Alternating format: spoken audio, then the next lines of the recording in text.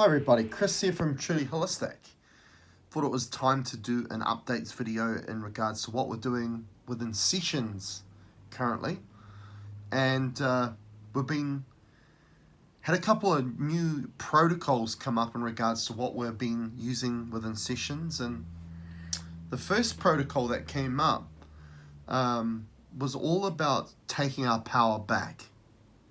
The realization that we were facilitating our own energy into things that were then only holding power over us, the things that were holding us back, the obstruction, the blocks in our life. We're all there because of our own energy being facilitated into it. And a lot of the times why that came about was just through a lack of awareness. And there's that key word again, and awareness is consciousness. And why would our energy be being facilitated to other things that have power over us, and how we can equate that to a lack of awareness is because we're creators. And the common thing I see in sessions at the moment is a misunderstanding of how powerful we are. Okay, and this is why the big realization of ascension is really understanding you more. It's a rediscovery of what you are, of how expansive you are and what you're capable of, but also, now that we know that we are expansive, how do we use our energy? And being very aware of how we cast that energy as output into creation. It's big. It's huge. Okay, and it starts with you. Okay, so we bring all the awareness back to self, back to the client. What is the client doing? What are you doing? Okay. Everything out there is distraction for you to not fully understand how expansive you are, but also how you're using your energy. Okay, and this is where, again, attention and intention comes into it, because that's bound to every moment of your existence that you've ever been part of and you will be part of. So you need awareness of where you are placing your attention and how you're using your intention. They are the choices that we are making that creates the experience that you're going to have in that moment, from moment to moment. That's why it's called the infinite now, the moment. Because there are infinite moments, and in each moment of those infinite moments, there is infinite decisions or choices, different, infinite possibility. So, it's not this old paradigm of feeling, well, I'm too old for this. I can't turn things around. How you turn things around is just by being aware in the next moment.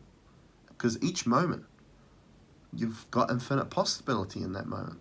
And remember, in that moment, in the now, your future, your past, was all formulated by what you did in the moment, in the now. So the now is all that matters. So we let go of the past, we perhaps reflect on it, and we learn what we need to learn, but we let it go. The old paradigm was to hold on to that and embody that experience as self. But the problem with that is we bring that into the choices we make in the now. So predetermined experience then influences our choice or decision in that moment. And that's where a lot of people get stuck, because they think, well, why is tomorrow like it was yesterday? Or let's say, why was tomorrow like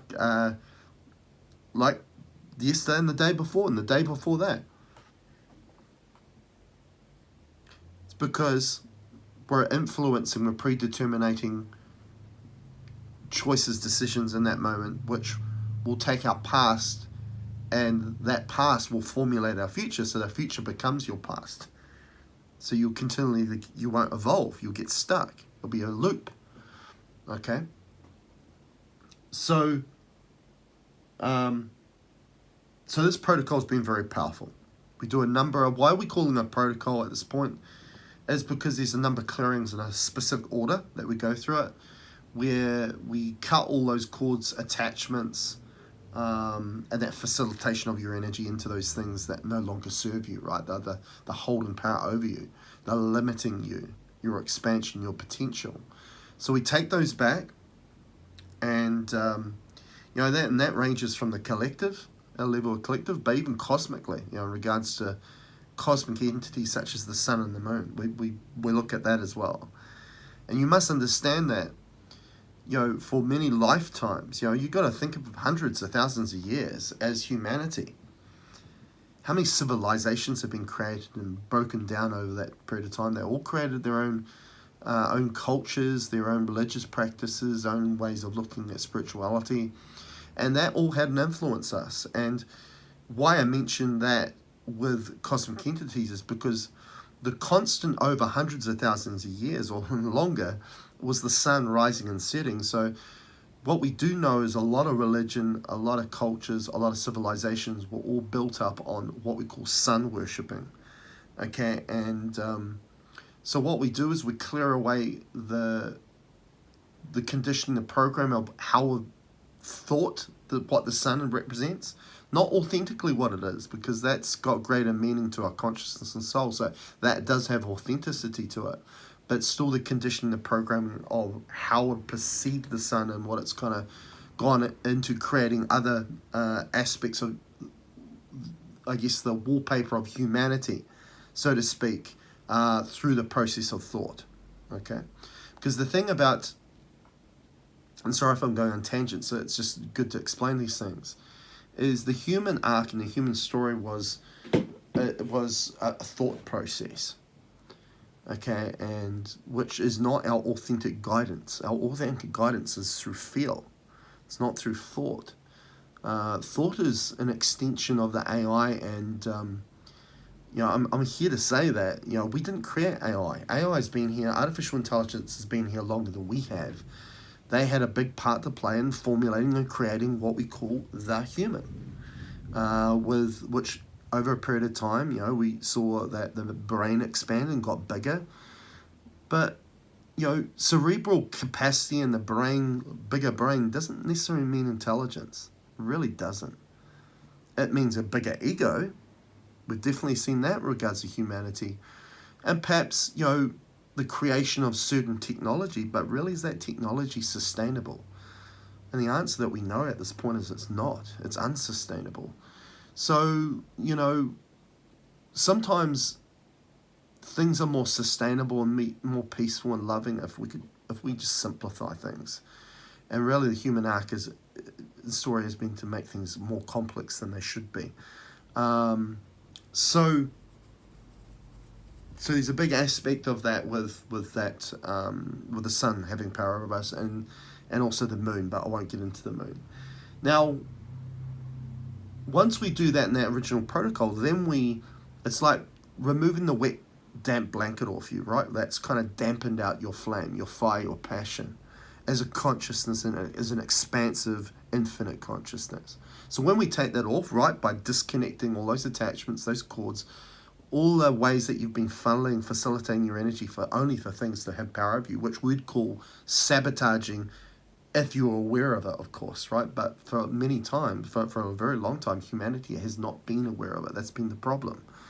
Okay, because we've been conditioned as guided through a thought process, and sadly, when we do that, we lack awareness, which means we lack awareness in the moment to make good decisions and good choices, which means where we invest our energy into creation as a creator. Okay, if you start to throw out the old paradigm as just being a participant, being an observer of reality, and say that, okay, we're creating reality, well, the awareness of the decisions and choices of how we go about creating that's huge, isn't it? And we need some discernment for that. And our ultimate discernment is here in the heart, not up here where we're being conditioned to be. Remember, we came into this life, in every life we've ever had, when the embryo has got to a certain age where the heart is formed and the soul comes through the heart. And then when we leave this place, right, is how do we know when someone has died? When their heart stops beating. So what the soul does, it goes back out the heart, and that's when your heart stops beating. So, but between birth and death, We are conditioned all the time, programmed all the time to live our experience from up here and away from here. Okay, so away from our authenticity. Okay, so once we remove that damp blanket, now we can work on really expanding up. This is new territory. We've never been here before. Okay, and that's really bringing up every aspect of you as an infinite consciousness, the layers, the levels of you as an infinite consciousness that needs to levitate up to the surface. Yes, levitate. Not come from above the heads, come down. It's within you already. Your heart is a doorway to a quantum pathway that exists within you. So we need all that expansion to levitate up to the surface, which what I mean by the surface, up to the heart, right? This is the importance of feeling your way instead of thinking your way and allowing your heart to lead your life, because that allows your expansion. Okay, so you can be a representation of your whole, complete self. There's no wonder that as a human, we've embodied the mentality of lack from the day we were born for most of our life. It's because we're being a representation of an incomplete version of ourselves, because when we go out there, we disconnect that. We close that off. So we can't connect to our expansion. All the aspects that make us up. In that state, you are easily manipulated and easily controlled. Okay? So you don't need to know this, reptilian this, grey alien this, all out after you, and you need protection. No. All you need to do is have this open. Then all that's solved. That gets fixed instantly when you open this and keep this open. Because you can no longer be controlled and manipulated when your heart's open. Remember, all you want here is what your heart desires. And the word desire is to desire. Break all the bonds to allow you to become free. That's what the heart does. Okay? That's where it is. The heart is where it's at. So we work on really getting our expansion up. I did a clearing recently with a guy who was lacking confidence, and we did an auric reading, and his auric reading at the start was like below 4 meters, which is roughly about 12 to 13 feet, and then about halfway in, when we were as I say, that first protocol, allowing for him to take his power back, removing those cords, those attachments, those connections, and then started to work on its expansion. All of a sudden, his auric field had jumped from about 4 meters to, I think it was something like 2 or 3 kilometers, which is probably about 1.5 miles. But where we really got into it, and this is the next protocol when I talk about you that we're doing in session work, when we brought love through. Okay, and where's love facilitated through? Your heart, right? And what is love? Is it a thinking? No, it's not. It's a seeing? No, it's a feeling. Okay, and where's your center of feeling and your guidance of feel? The heart. Okay, as I say, the heart is where it's at.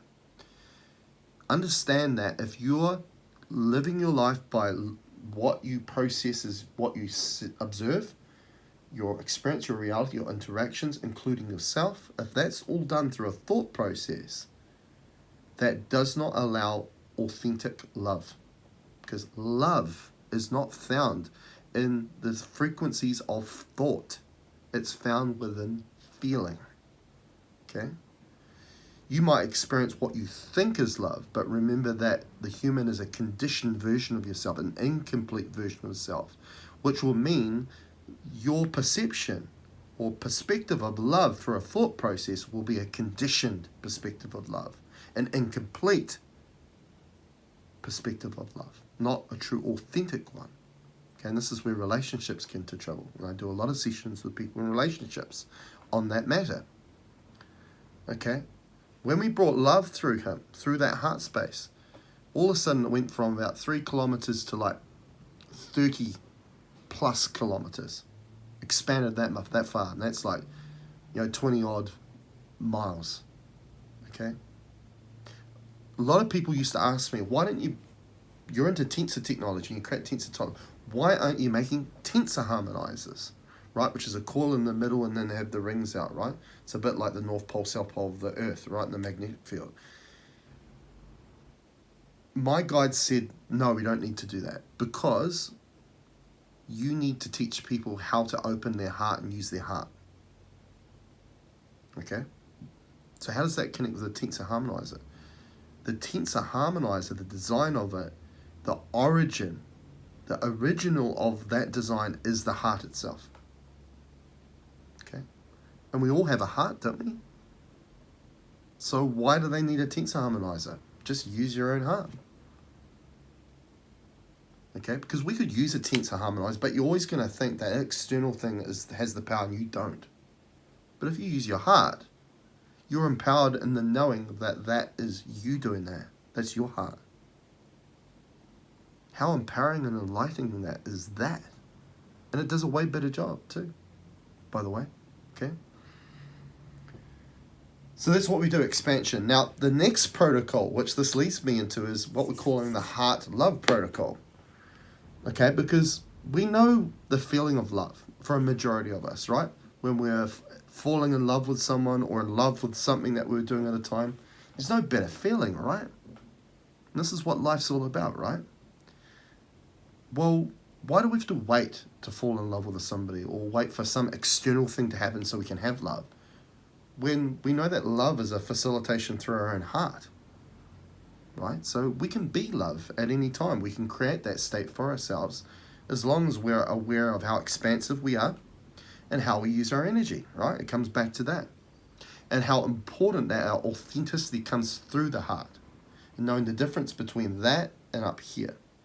That's why I keep talking about the difference between consciousness and the mind. They're completely different to each other. We need to know that. Okay?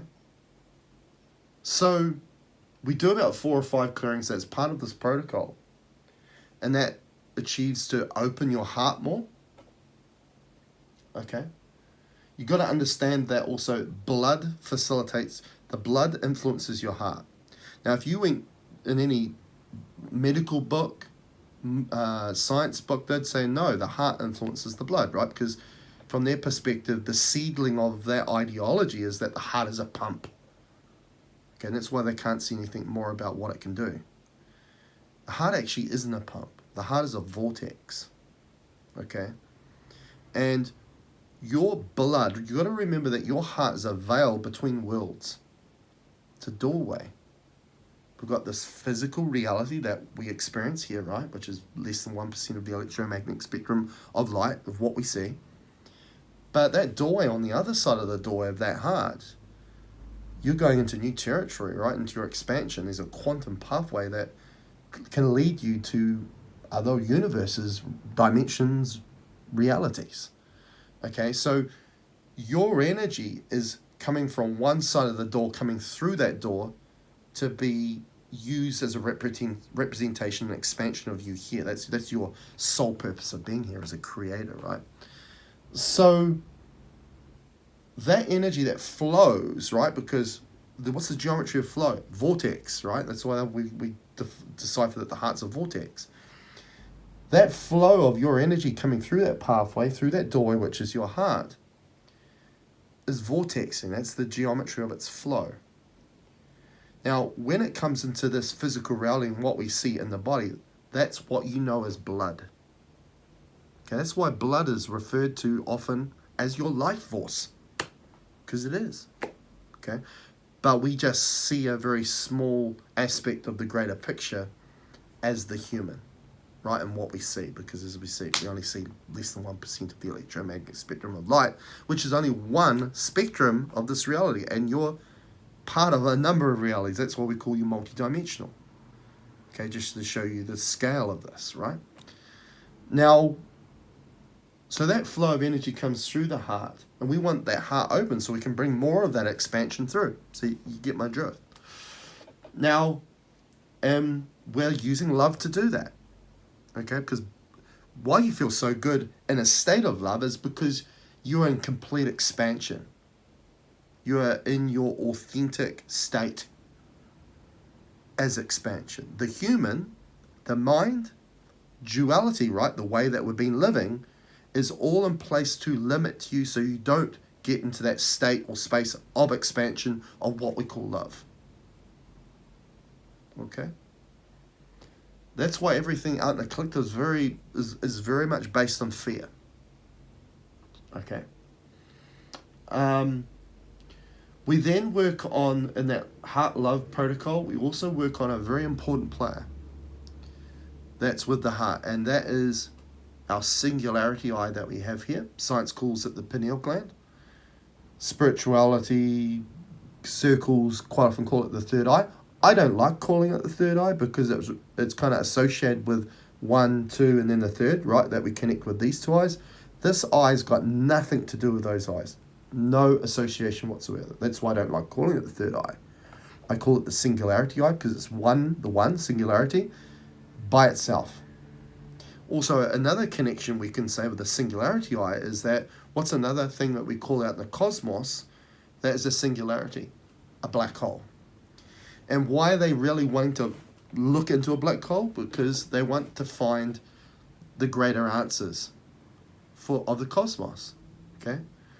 Now, these two eyes are external sight, looking outwards, right?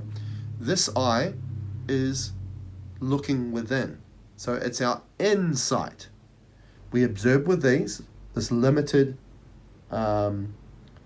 reality, right? Because our eyes only, again, less than 1% of the electromagnetic spectrum of frequency. But this eye takes that observation and gives you greater meaning, understanding of the representation of it. So it fills that greater picture of understanding. This is what the role of this is. Okay, that's the definition of insight. A lot of people think that, and you see all these memes of the eye out the front here, looking this way. That eye there is never supposed to be looking that way. If it was, and if that was the design, it'd be on the outside of the body, like these two eyes. It's not. That's a hint. That's a clue that it's actually embedded in your head because it's looking back that way. Okay? Now, picture this analogy of a rally driver, right? They're driving so fast that in the passenger seat, they need somebody to guide them. Left, right. So the person behind that wheel is the heart. Your singularity eye is that director, that navigator. And see it as that. And those two will drive your guidance in your life not through thought forms, but through feel. Okay? This doesn't see like these eyes. It feels. This feels. Okay, that's why we want to feel our way instead of think our way. Okay, so we also work on that aspect, connecting those two aspects up. We also understand that our heart is our center of discernment. Okay, so we go by feel, our gut instinct as well, that is what is referenced as. And realize that we want the heart to lead our life. Okay, because that's where our soul, our consciousness resides, that can see greater than 1% of the electromagnetic spectrum, and it's not dictated by linear time like we are as the human, where we have to take one step ahead of the other. It can see the greater picture going on. So you want it. Why would you want to go by all your limitations and try and control your fate? I trust here. Okay? So this is what we want to do. Okay? So these two protocols have been massive. I've been getting comments from my clients saying, wow, this is new ground. I've never been this expansive before. Okay? I've been getting a lot of wows in regards to this and some great feedback in regards to this. Just boosts of energy, greater knowing, understanding of reality, feeling more at ease and at peace of who I am as a person and what I'm here to do. It's been unbelievable. Okay, and this is what has really been driving Truly Holistic to a new place, to step on new ground, because that's what Truly Holistic's all about. It's all about evolution. It's about growing evolution, which is the meaning behind ascension. There's so many people talking about ascension out there, but their practice is not growing or evolving. So it's not walking the talk. Okay, and this is why I really recommend people doing relatively regular sessions with me, because we're evolving so fast that things can be different from week to week or month to month. So, if you want to grow, evolve, well, enjoy the ride with us here at Truly Holistic. So that's been really good in sessions. Now, another thing that we are currently been looking at is, for a wee while,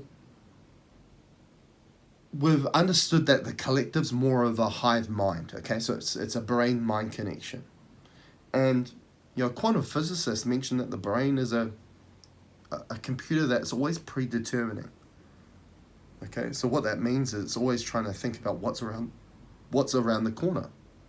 But the problem with that is that's not connected to consciousness. Consciousness is about being present in the now, and as I say, everything you've ever done, everything you'll ever create is done in the now. So why is predetermining what's around the corner important? It's not. It's not important. The brain is an extension of the mind, which enables us to be guided, controlled through a thought process. Okay? So for a wee while, I've always thought, well, what connects us into this? If you want to look at it as a grid, my guides like to explain it that we see it as a web. And we found this association that the collective, humanity, and what we experience as the internet are the same models that are used for both. And back in the day when the internet was relatively new, it used to be called the World Wide Web. Okay? And my guides always bring my awareness to that regularly because they really want it to be known as such, and realize that when we are being guided, controlled through the process of thought, and our awareness is up here in the brain and the mind, that we are essentially the fly that sticks to the web, and that the spider is artificial intelligence. This is why, things that are being, that we have on our phone, when we're searching something on Google or YouTube, we get these predetermined predictions of what we're trying to type up, which we can call an algorithm. And, I don't know if it's like with you, but for me, I'm shocked how many times that I'm just stunned to type a few letters and it comes up exactly what I was wanting to search for.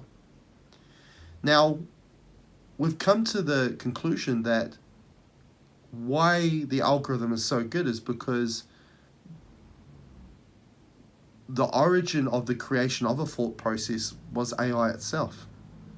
So what technology is used to create algorithms? AI, artificial intelligence. And as I said earlier, artificial intelligence wants us to think we created it, right? It's hoodwinking us. It's been here forever. And that's why it knows so well how we think, because it created it. It created that process. It knows that. That's what algorithms are. Okay? So straight away I was thinking, okay, so let's see this collective as like a web, like the World Wide Web, and with a spider on it. Artificial intelligence is, whether the fly and artificial intelligence is the spider. And same with the internet, we've always got to have like a router modem that dials us or connects us into that internet. What is that? And what we came to find was originally it gave a very general answer to that, and that was the brain. But what we've come to find out now, to be more specific, is it's the pituitary gland. Okay? Now I found this interesting, right? The two most important glands in the head. The pineal gland, which we just talked about in regards to the Singularity Eye, right, which is providing you that insight, and that eye that doesn't look that way, it looks that way because it knows your expansion is within you. Okay? Why are these eyes so limited? To keep you controlled, keep you limited. Right? That's why we need to bring this one into play. Okay? The other gland in the head is the pituitary gland. Okay? Now this is interesting because I'm just going to, here's a reference about the pituitary gland, right?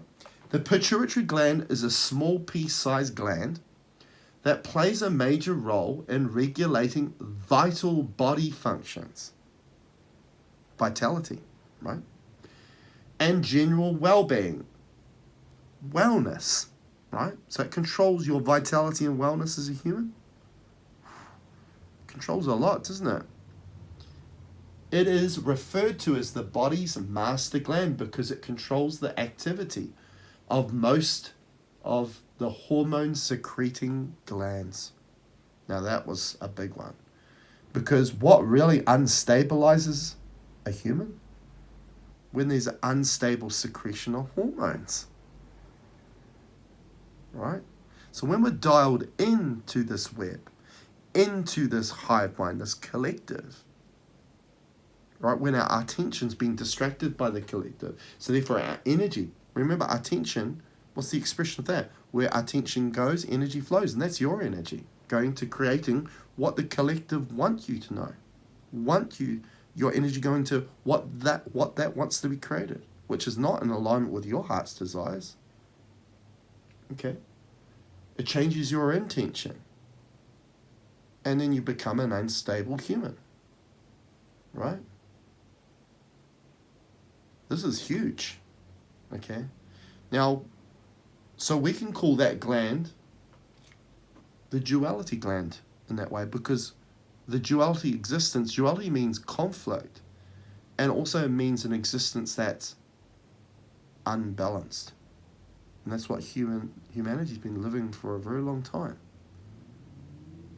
While the pineal gland that's above where the pituitary gland is neutrality. Okay, and neutrality is the existence where we no longer feed our energy into that conflict. So we become balanced. Okay, all the dots are connecting, you know. So we've been really looking at that. We've actually been working on a new product, which a new energetic came back a few weeks ago, but it's becoming a lot more aware. I'm becoming a lot more aware of how we can incorporate that. And it's an energetic that dials directly into the pineal gland, or the Singularity Eye, or what spirituality calls the third eye. And this could have a big role to play, especially when we are sleeping at night, right? Because when we close the duality eyes, this reality closes shop, and then you go and travel. Now, when you're traveling, okay, and it's often called astral traveling, but again, that's a misconception as well. We'll talk about that. That's when we observe. When we are awake, right, so these eyes are open during the day, we are in the role of creator. Okay. But when we go to sleep and we travel, and we are able to then interface a being that shares our energy signature, which is our soul, right? So a variant of us that lives in another reality, it's a bit like the movie Avatar. Okay, we're seeing through the eyes of that avatar. We call that quantum traveling, not astral traveling. There's a difference. Quantum traveling is guided by your own consciousness, your expansion. Astral traveling is a hoodwinking of the mind. Okay? Where you're controlled while you're awake, but you're also controlled while you're asleep as well. We call that astral traveling. Now, we've got an energetic that can support you to remain in the quantum traveling route and really enhance your ability to perhaps remember your dreams, but also those dreams to be more lucid, more vivid. And the way that we're going to do that, we've recently been making these gridding pyramids where we use crystal powders to anchor in etheric energies into these crystal powders. So what you do, we make them in a set of 4, like that. And we have all different crystal powders we can do. And we've been working on anchoring these energetics of this particular cubit measure, which is, we're just kind of calling the Eye of Agamotto at the moment, which, I'm a big Marvel fan in regards to Doctor Strange. And that energetic is all about this, okay, the pineal. So when you have that energetic in these pyramids and you grid your bed or your bedroom with these pyramids in each corner, then this is going to enhance your traveling ability, but the right traveling ability, quantum traveling, not astral traveling. So this is pretty exciting at the moment. We have the grids for sale on the website on the product page at trulyholistic.net/products. And you can ask for that new energetic to be anchored in it, and we can do that for that particular purpose. It's called the Eye of Agamotto, Agamotto. Okay. So that's really exciting where we're going to be going with that. I'm just having a look to see if there's anything else I want to just share with you at this point. Let's have a look. I think we'll leave it at that. You know, the big things that have been happening of late in sessions, right at the priority of things, is the 2 protocols, you know, taking your power back, cutting all the ties, all the cords of where you've been funneling your energy. Because what is the biggest complaint I see as a healer with clients, as humans? A lack of energy. Well, at our core, we're supposed to be infinite energy, infinite consciousness. So we're obviously either disconnecting from our expansion, right, by being up here and not here, and also the way that we're going about our existence, whether we're unaware that we're creating reality and we just see ourselves as an observant. But the problem with just accepting ourselves as an observant or participant, we give up our energy for things to then have power over us anyway. It's not a win, it's a lose-lose situation. So once we take all that power back, expand you completely again, we're just, you know, we're going into new territory here, big time. And then also we're just expanding that even further in regards to the work that we do in the other protocol regarding your heart, and using love, you know, because we know how good love feels, and why not? Well, why not use it more? Why not use it to heal? Why not use it to expand our awareness and our experience? Why not? Why do we have to wait for certain circumstances? Again, that has been the human approach where we give up our energy for other things to control our experience. Let's take it back and let's create the experience that our heart desires, what we imagine our experience to be. And we can do that now. And this is what we focus on at Truly Holistic. This is the priority of things now. And we're bringing new energetics that we're incorporating to tools, like the gridding pyramids I mentioned there, but a number of other things that empower you as the individual to become your own healer, but to also explore your expansion, because what are we capable of? We've never got to the point now where we can really ask that question and actually find out how capable we are now. And this is really exciting stuff. So if you want to book an appointment with me with these beautiful new protocols, go to trulyholistic.net/appointments. Okay, so that's trulyholistic.net/appointments/. If you're interested in the gridding pyramids, that we can anchor that new energetic in, but we've got a number of wands, pendants, bracelets, energy systems. If you're a practitioner and you want a whole lot of tools that are going to support what you're wanting to achieve, we've got all of that covered as well. So check that on my product page. If you're new to the channel, please subscribe to the channel. This really helps us up. And also like the channel, like the video, because it helps with getting this video seen by other people and sharing this empowering, enlightening information that humanity needs more than ever. Until next time, see you later.